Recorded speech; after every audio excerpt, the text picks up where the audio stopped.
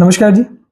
आज मैं एक पुस्तक पढ़ रहा था जिसका नाम है मानसरोवर, जो कि है मुंशी प्रेमचंद जी द्वारा रचित कई सारी कहानियों का सुंदर और सरस संकलन। इसके अंदर एक कहानी आती है जिसका नाम है बड़े भाई साहब और उसके अंदर एक ज़िक्र आता है, मैं पढ़ता हूँ आप सुनिएगा। मैं यह लताड़ सुनकर आँसू बहाने लगता, जवाब ही क्या था? अपराध तो मैंने किया था, लताड़ कौन-सा है? भाई साहब उपदेश की कला में निपुण थे। ऐसी-ऐसी लगती बातें कहते, ऐसे-ऐसे सूक्त बाढ़ चलाते कि मेरे जिगर के टुकड़े-टुकड़े हो जाते और हिम्मत टूट जाती। इस तरह जान तोड़कर मेहनत करने की शक्ति मैं अपने आप में ना पाता और उस निराशा में जरा देर के लिए मैं सोचने लगता, क्यों ना घर चला जाऊं।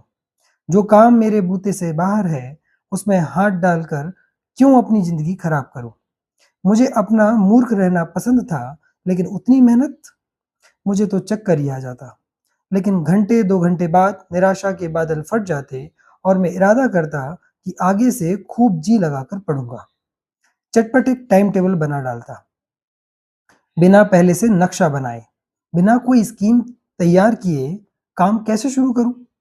टाइम टेबल में खेल कूद की मद बिल्कुल उड़ जाती। प्रातःकाल उठना, 6 बजे मुंह हाथ धोना, नाश्ता करके पढ़ने बैठ जाना।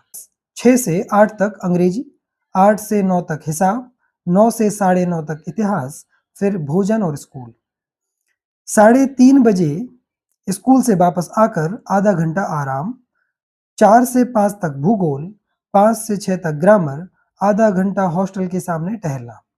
साढ़े 6 से 7 तक अंग्रेजी कंपोजिशन, फिर भोजन करके 8 से 9 तक अनुवाद, 9 से 10 तक हिंदी और 10 से 11 तक विविध विषय और फिर विश्राम।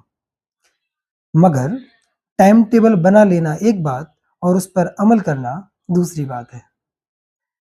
इस वृतांत को पढ़ने के बाद, इस कहानी के इस अंश को पढ़ने के बाद मुझे ये समझ में आया कि विद्यार्थी जीवन में लगभग सभी विद्यार्थियों की मनोदशा एक जैसी होती है। अंतर बस इतना होता है कि कोई टाइम टेबल बनाता है और उसे एग्जीक्यूट करता है, वहीं दूसरी ओर कुछ लोग सिर्फ टाइम टेबल बनाते ही हैं। धन्यवाद।